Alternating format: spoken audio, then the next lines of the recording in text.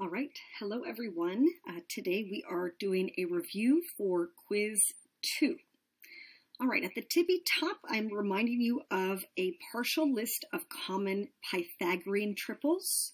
And we know that a lot of these triples are embedded into our geometry problems. So it's really smart to really be familiar with them because we see some of the triples themselves and sometimes we see multiples of these common triples. So know the 3, 4, 5, 5, 12, 13, 8, 15, 17, 7, 24, 25, and 20, 21, 29. You will see some of those show up in our lecture today.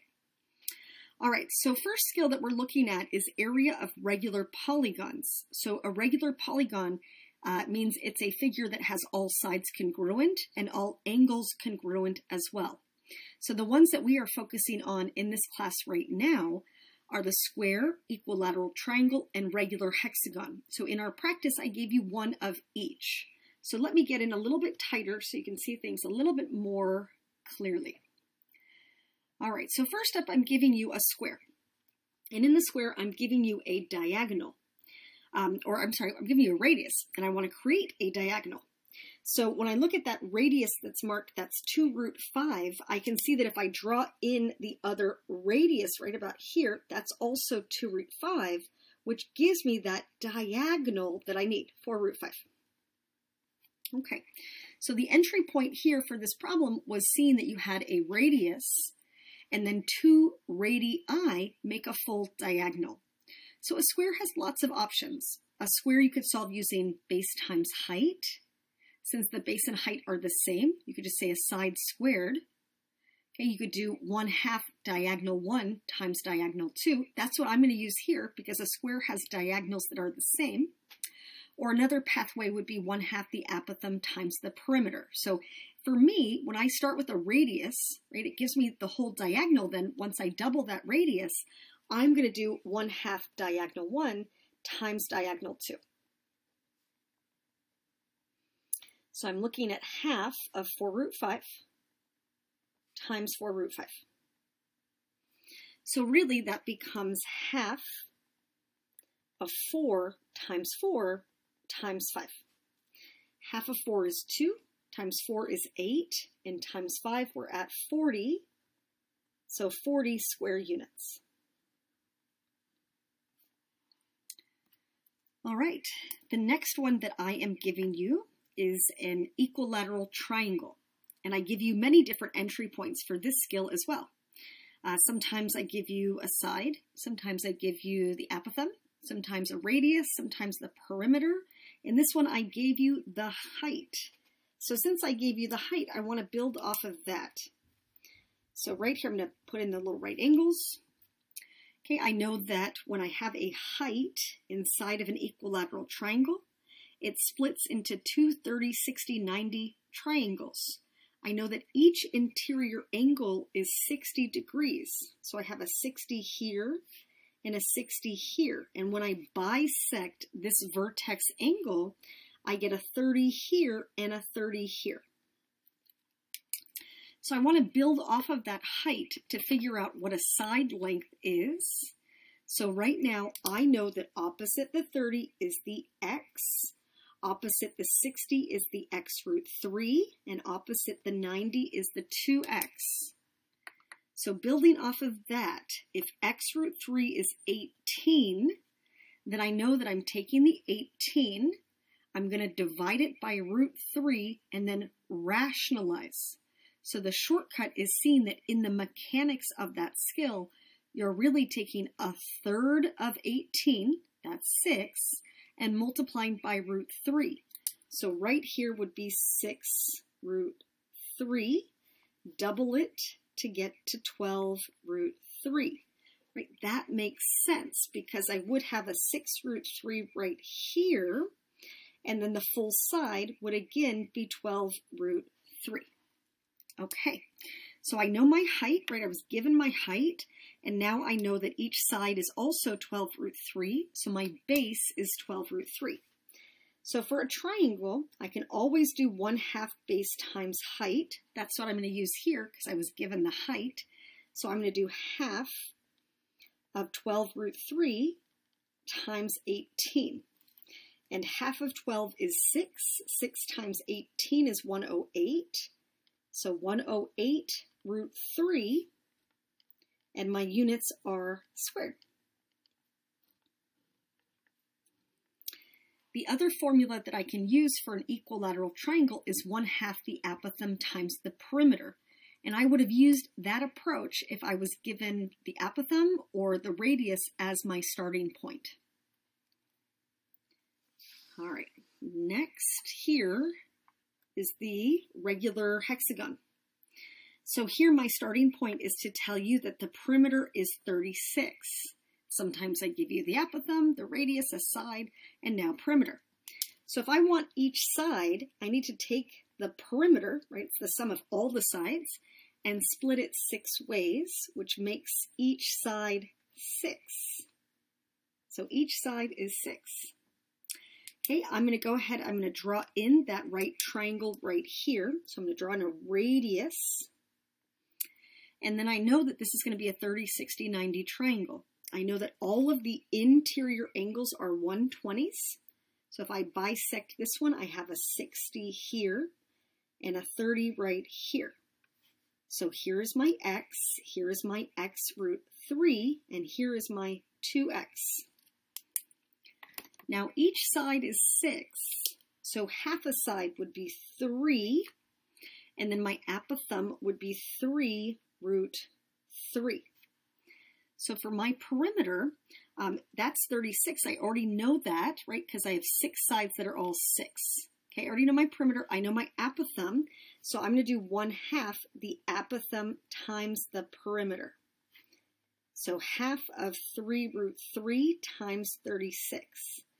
The order that I multiply, it doesn't matter. So I would take half of the 36, 18, times 3, and I get 54, and then root 3. Units are squared.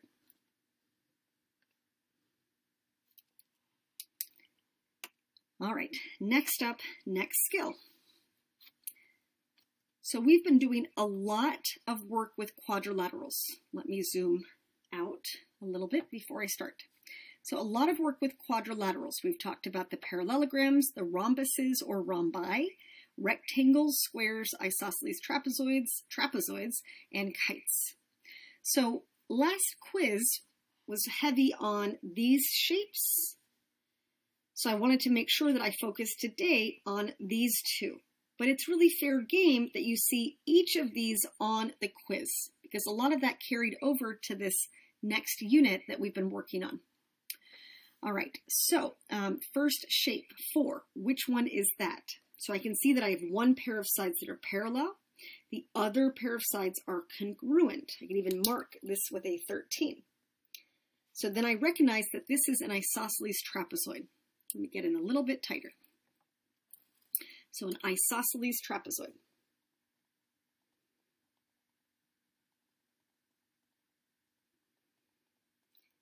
All right, so when it's an isosceles trapezoid, I know that I need both bases. I have them, but I also need that perpendicular segment that connects them. That's the height. So area would be 1/2 base 1 plus base 2 times the height. Average of the bases times the height. Again, I know my two bases are 8 and 18, but I don't know my height. So what's interesting about the isosceles trapezoid is that I could draw in that perpendicular segment right here. That would be a height. And then right here would also be a height. Okay, and it really sections off these two congruent right triangles. So right now I know the hypotenuse is 13. I know that this part from here to here is 8. So that would slide down to right here. This would be 8 also. So this whole part here is 18. This is 8. So I have 10 units left over. So if here and here have to sum to 10 and they're the same, well, 10 divided by 2 would be 5. I would have a 5 here and a 5 here. So now if I look up, I see, oh, it's a common triple. I recognize it as a common triple, and we should be pretty used to us embedding some common triples into the problem sets. This is a 5, 12, 13. So I have a short leg here of 5, that longer leg is 12, that's my height, and the hypotenuse was 13. So now I have everything that I need. I have my two bases, I have the 8 and the 18, and I have the height, the 12. So I'm looking at, well, what's half of 8 plus 18, and then multiplied by 12? So what is half of 26 times 12? Half of 26 is 13 times 12, and we get 156. So 156 units are squared. All right, one more of this type, so quadrilaterals. So looking here at number 5, I can see that we have a 4-sided figure. It's obviously quadrilateral. And we see that we have 2 pairs of consecutive sides that are congruent. So that just screams right at me that this is a kite. So right here would be 25, and here would be 14 also. So with a kite, I know that my diagonals are perpendicular. I also know that this diagonal right here gets bisected. So if that's 7, then this is 7 right here. So I know that my short diagonal here is 14. So I need to figure out, well, what's this measure? What is this measure? Let's focus on this one first. So let me cover this up. So I know that this is 7 and this is 14. Well, I could use Pythagorean theorem to solve for the longer leg. I also might recognize that as a common pattern for my 30, 60, 90 triangle, right? Because I can see that I have a leg that is half of the hypotenuse, or a hypotenuse that's double a leg. So let me point out that special right triangle pattern when it's a 30, 60, 90, right? I know that the short leg is x, the longer leg is x root 3, and the hypotenuse is 2x. So I can see, oh, well, that's my x and that's my 2x, so this must be my x root 3. It must be 7 root 3. Okay, so I have that part. And then on the other side here, I can see, oh, wait, that's a common triple, a 7, 24, 25. Common triple. 7, 24, 25. Okay, so I have everything that I needed. I just had to remember all those little patterns that we've been practicing. I should be able to recognize all the common triples and whether it's a special right triangle, a 30, 60, 90, or a 45, 45, 90. So now for any kite, I can go through the diagonals. So half of diagonal 1 times diagonal 2. I could also find just the sum of all of these smaller right triangles. That's a workaround. So if you ever get stuck in a formula, just know there's always workarounds for getting to the total area. All right, so now I'm going this route. That short diagonal is 14, and the longer one is the package of 24 plus 7 root 3. All right, so half of 14 would be 7. So I'm going to have to distribute that 7 over the 24 plus 7 root 3. So when I distribute, I get 168 plus 49 root 3. And those are not like terms, so I can't do anything more. I leave it as 168 plus 49 root 3, and my units are squared.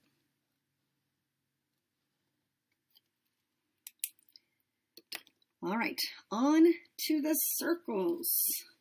So here my next little category, I'm saying we're looking at circles and shaded region problems. So first I'm starting off with sector, and then I'll look at segment. So my sector is really just a slice of pie. I'm looking for a portion of the larger circle. So to get there, right, I'm looking at what is the ratio of sector to the whole circle. and then I take that ratio and I multiply by the total area of the circle, pi r squared. So the sector has a measure of 120. The whole circle is always 360. And then my radius here is 15. So pi times 15 squared. Well, my sector being 120, right, I know that that makes it a third of the entire circle. Okay, and then pi times 15 squared, 225 pi. So if I'm taking a third of the whole circle area, a third of 225, that leaves me with 75 and then pi. My units are squared. All right, next up, I'm looking at segment. So the segment is that space, that little sliver right in here that's in between the sector and the triangle. So to get to my little sliver right there, I'm looking at the sector minus the triangle.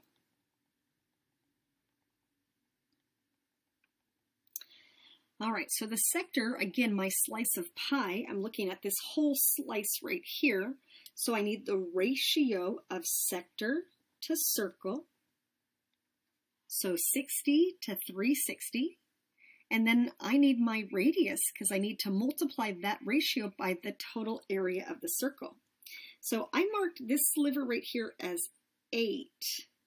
What I also know is that this is a radius and this is a radius, so those are the same. So that tells me then that these two base angles have to be the same. And if I've already used up 60 degrees, then I have 120 degrees left over, and these two angles have to be the same, so they're both 60. So that really tells me that all of these sides of the triangle are 8, because it's really an equilateral triangle. So again, the ratio of sector to circle was 60 to 360, and then my radius is 8, so pi times 8 squared. So I'm looking at 1/6 of 64 pi. And if I'm looking to simplify that, if I divide the 64 and the 6 by 2, I have a 32 here and a 3 here. So I have 32 pi divided by 3. That's my sector. And now I have to look at the triangle. So the triangle is equilateral. Let me draw that out. And I know that each side is 8. Let me put an 8 right there. So I could solve this two ways. I could do 1/2 the apothem times the perimeter. That is fine. Or I could do 1/2 base times height. When I have a side, I usually go 1/2 base times height. So I'm going to split it down the middle.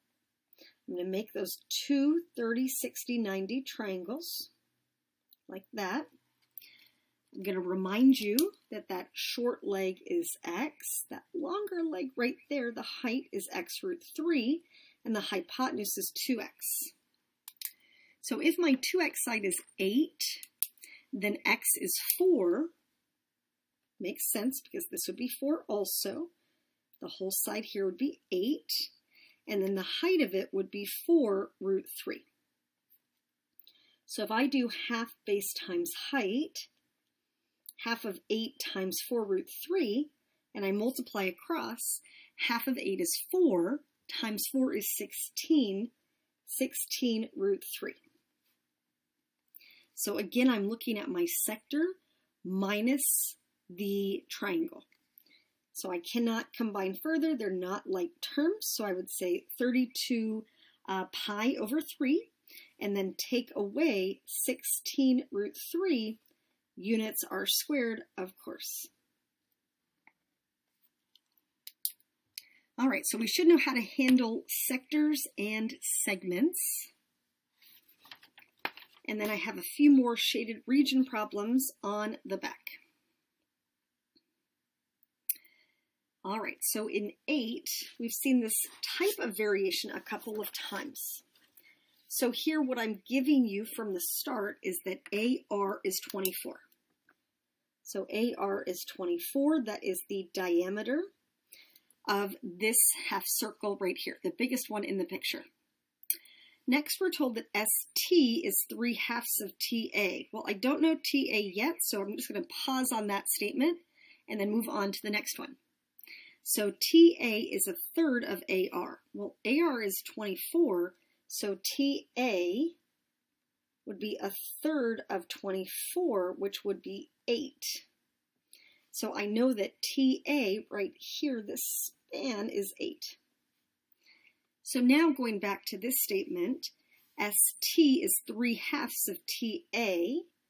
Well, ST is 3/2 of 8.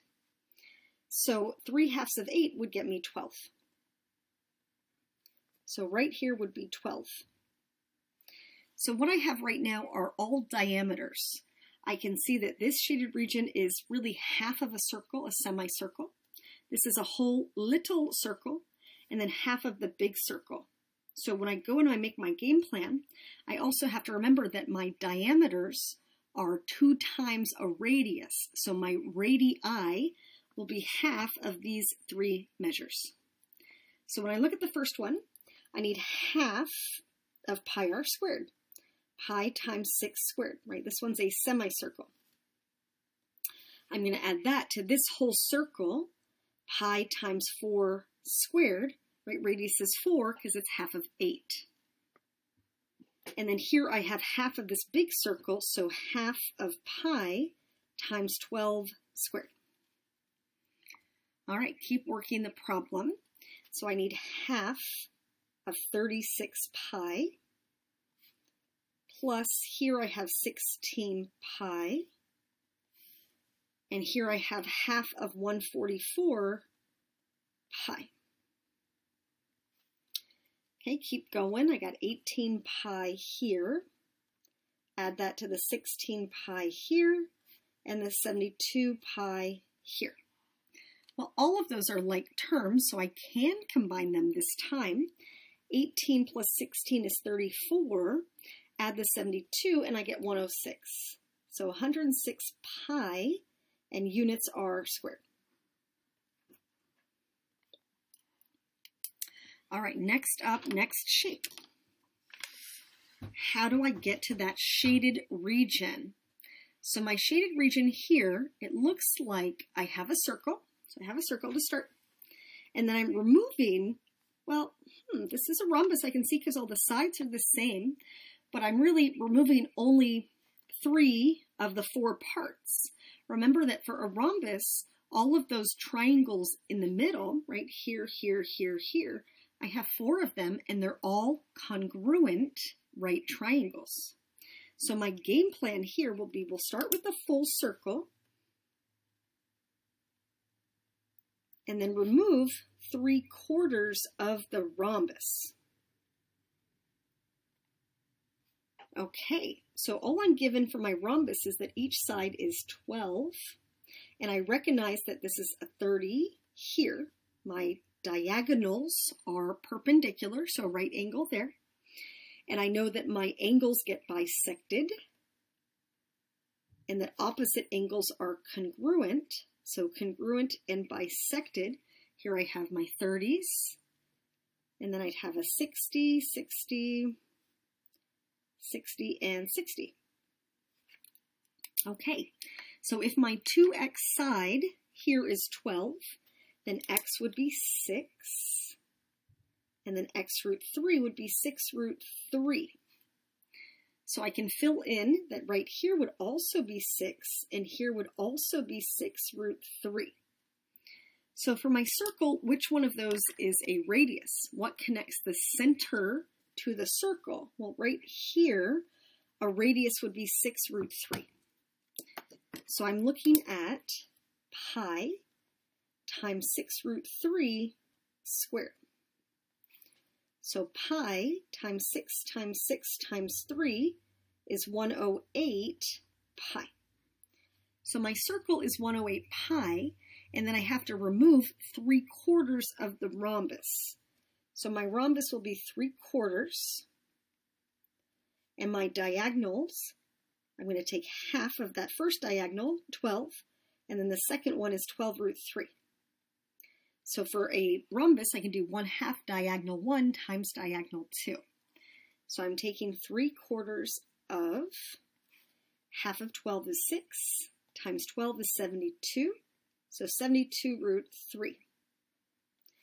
3/4 of 72 is 54 root 3.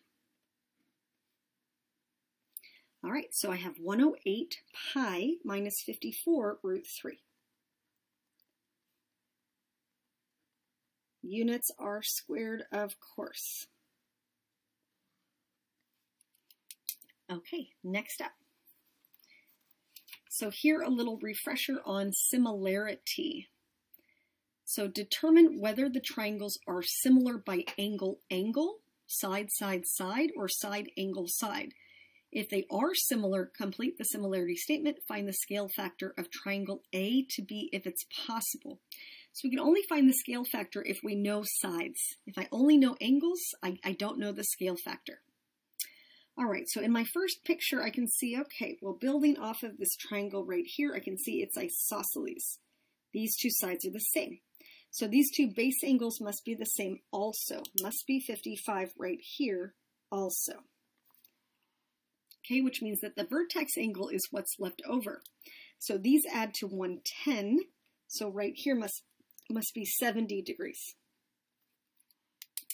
All right, and then I see some parallels. So if I go like this, and then mark this transversal right here, I can see that I have some alternate interior angles here and here. So these two angles must both be 55 degrees then, which then in this triangle forces that angle to be 55 also. So we should recognize that our figures are similar by angle, angle. I don't know a scale factor, I don't know side lengths. And if I finish this statement, if I call this one EHM, I'm reading it from the 55 to the 70 to the 55, that could be HOM, or it could have been MOH. And the only reason that I have two options here is because they're isosceles triangles. So I could go in either of those two directions when I'm linking up those corresponding parts. All right, my next one here in B. So here I can see, well, I got these vertical angles here and here. I can mark those. And then I'm looking at what's the short side for the triangle on the left, right here. I'll mark that in green. And the short side for the one on the right is right here. I'll mark it 8 right there. And then the larger side on the left is 9. And on the right, it's 12. So right now, it looks like I'm going to have the side angle side combination, but I have to make sure that I have the right ratio. I need my corresponding sides to be proportional. So I'm going to read it as A to B. So here, if I look for that scale factor, right, small figure to large, I'm looking at B to A, new to old. So if I look at 8 to 6, is it going to be the same ratio as 12 to 9? And yeah, it sure is. It will reduce to a 4 to 3 ratio. So my scale factor is 4 to 3. The multiplier that I'd put on this triangle to make it become this one right here would be 4/3. Okay, I can see that I do have side angle side. It is the included angle. And if I call the first triangle PEH, PEH would be NOH. Okay, next up. So in 11, I see that these are my parallels right here. So I know that these angles would be corresponding and congruent, and same with these. So my triangles are similar by angle, angle, and if I like to draw them out, that helps me see how those parts are going to align. It is not required, it's just a strategy. So for the little one, I have a 6 here, a 7, and a 6.5. And for the big one, I have 11, y, and x plus 7. So let's say that I want to go to x first. I could build off of this diagram. That would be fine. Or I could use the side splitter because I know that my sides of a triangle that are cut by the parallels really divide those sides respectively. So right here, right, if this whole part is 11, I know this part is 5. So I could easily build a proportion that says that 6 is to 7 as 5 is to x. Okay, cross multiply, and 6x equals 35. Divide by 6, and that doesn't simplify. So you can leave it like that, or as 5 and 5/6. Or I will take it as 5.83, so 2 decimal spots. Okay, for y, I really do have to visualize the full sides of a triangle. So I would say that 6 is to 11, just as 6.5 is to y. So then when I cross multiply, I have 6y equals 71.5. Divide each side by 6, and then y would be 143 over 12. Okay, if I make that mix, that would be 11 and 11/12, or about 11.92. Okay, next one. So here in B, really the part y, I'm going to put a star on because this is meant to be a challenge one just for the y. The x should be easy. So for x, I'm just using the extension of the side splitter. So here I know that even when my figure is not drawn as a full triangle, it really is a full triangle because I could extend these parts here and here and envision it as a full triangle. So I know that those parallels divide their respective sides proportionally. So I should know that 15 here is to 16 right here, just as this full part here, 25, is to this full part here, the x. So let's start there. So 15 is to 16, as 25 is to x. So 15x equals 400. Divide by 15, and we get 80 thirds. Let's see if that looks right. Yes, that looks right. 80 thirds. Okay. So then if I write that here mixed, that would be 26 and 2/3, or about 26.67. All right, to get to y, I can see you doing two different things. Here is the short way to get there. And again, this is meant to be a little bit of a challenge. So what I can see right here is that 10 and 15 are both increments of 5. So I'm going to split this right here like that and make this as 5 and 5. Okay, what I notice is that if this part is 12 and this part is 18, well, what's the average of 12 and 18? Well, the average is 15. So I would have 15 here, and I can see that I'm moving up in increments of 3. So if I use that same strategy with that 15, I'm going to section it off into 3 equal parts like that, where this is 5, this is 5, this is 5. So this is 18. This now is 21. Add 3, this would be 24. Add 3, this would be 27. So that is my quick way of getting through that problem, again, meant to be a little extension. The other thing that I could do from the beginning is I could make it into a triangle. So I could extend this side, go like this and like this. So section off here that 15, the 10 like this. I'm going to relabel that that is 16. This is y, this is 18, this is 12. Okay. So what I could do here is I could call this, say I call it z, right? I could solve for z. I can see that that's part of a triangle, a similar triangle to this triangle here and this triangle here. I have 3 similar triangles. So I could solve for z, and then once I have z in place, then I could build a proportion to get to y. So again, that's meant to be a challenge problem. So if that one was a stumper for you, don't worry about it. I just wanted to do a challenging problem in this skill. All right, next up. So looking at 12, I see, okay, got a right triangle. The altitude is drawn in. So I know that that means it splits into 3 similar right triangles. I always like to mark the angles so I can see how my parts align. So there's my right angle. Here's my single, and here's my double tick mark, and then a double here and a single right here. So I want to look at my triangles, and I want to find 2 triangles where I have 2 sides marked, and they have to be the corresponding sides. So I actually gave you a little bit of a challenge one here, because if I look at this triangle here, I have the short leg and hypotenuse. But over here, I have the long leg and hypotenuse. So there must be something else to this problem. And I should hopefully see that, oh, wait a second, I have 2 legs.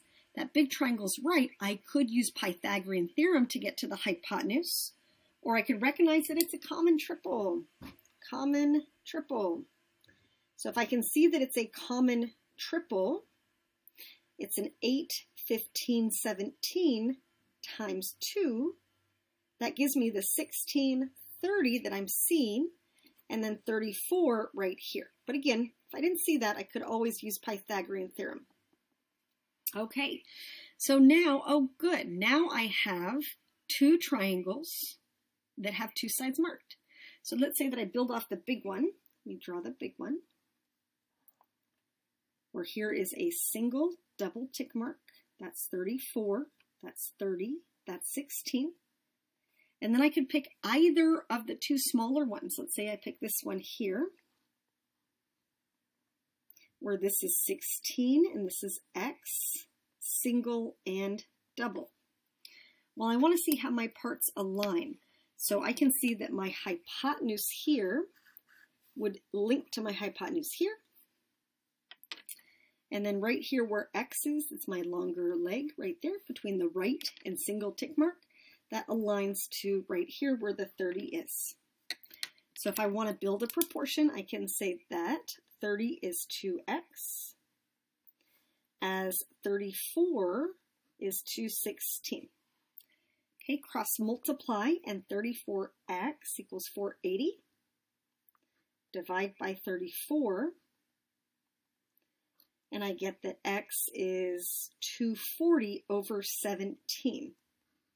So that becomes 14 and 2/17 as a decimal approximation. That's 14.12. All right, I got one more. All right, so in 13, I'm giving you an area ratio. I know that scale factor, right, I call that K. I know that all of my sides will have the same ratio as my scale factor, and so will perimeters, because it's really the sum of all of those collective sides. The only thing that stands out as different is area. I know that my area ratio is the scale factor squared. So if I start you off with an area ratio, I'm really looking at a squared to b squared. So I want to keep that in mind. Now, in my problem, I'm saying the perimeter of a large decagon is 90 units. Find the perimeter of the small one. So I know that I need a perimeter ratio. And since I'm given the area ratio, then I want to look at that area ratio. And I want to square root it, which gets me 5 to 8. Again, I know that my scale factor would then be 5 to 8. Any sides would be in a ratio of 5 to 8. Any perimeters would be in a ratio of 5 to 8. So I build off that 5 to 8 ratio. Now, I'm told that the perimeter of the larger decagon is 90. So as this is stacked, is small to large. So this would be small to large. So large one is 90. 90 is on the bottom. I want the small that's on top. So again, if I have it stacked as small to large, it should stack as small to large. Okay, cross multiply, and 8x equals 450. Divide by 8. and I get 225 to 4, like that, or 56¼ units, right, which is 56.25 units if you leave it as a decimal. Does not matter to me.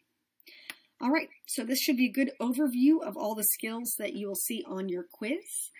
Please review your quiz number 1, do the review sheet, check your work, and do your best. Ask questions, email me, and you should do just fine. All right, have a good rest of your day.